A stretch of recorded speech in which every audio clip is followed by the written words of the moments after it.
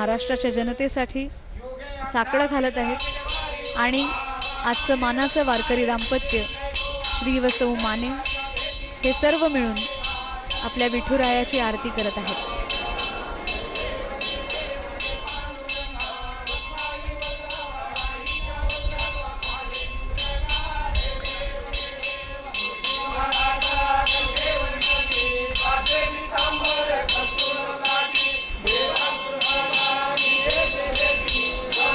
चला पंढरी